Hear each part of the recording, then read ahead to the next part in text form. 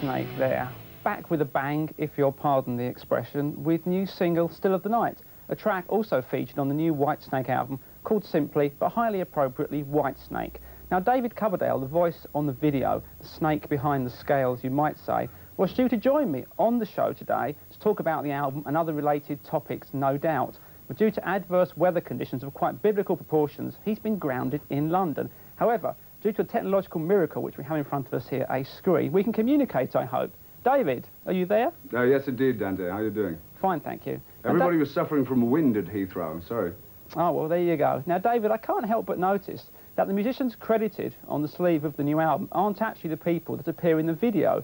Can I therefore presume that the people that play on the album are no longer part of the Whitesnake setup? I'm afraid so. So, the musicians in the video, it's a real David Coverdale's all-star lineup. Would you like them to be the new Whitesnake? Well, according to the article that you and I did a couple of months ago in Los Angeles, things have changed somewhat. These musicians are on call.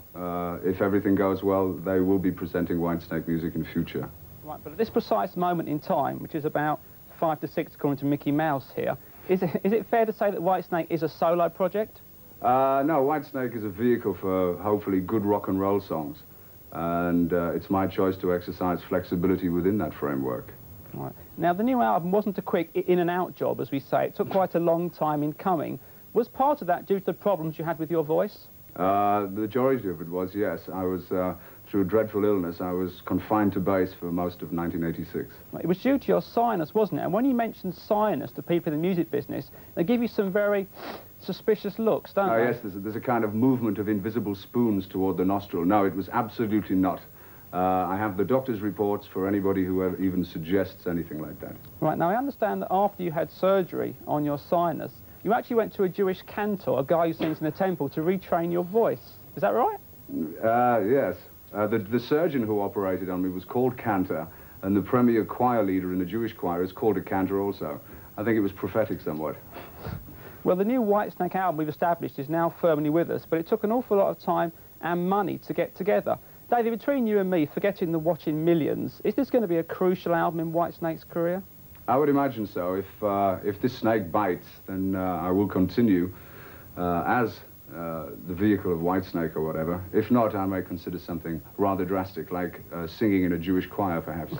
Well, it's certainly a good album. One of the tracks I like best is one of the slower numbers, a track called Is This Love, originally penned for Tina Turner, I understand. The idea was originally, yeah, but the musicians felt that we ought to keep it, and so did I. You know, I think that that'll be the next single for the band. Right. Now, David, you've often been accused in the past of writing very chest-beating macho lyrics, but I noticed that on this album you don't always get the girl. Are you losing your magic touch here? No, it seems to sort of pop in and out, as you were saying earlier. Oh, well, it's not always my choice to lose in the heart stakes. A quick final word, Dave. When can we expect to see Whitesnake back on tour?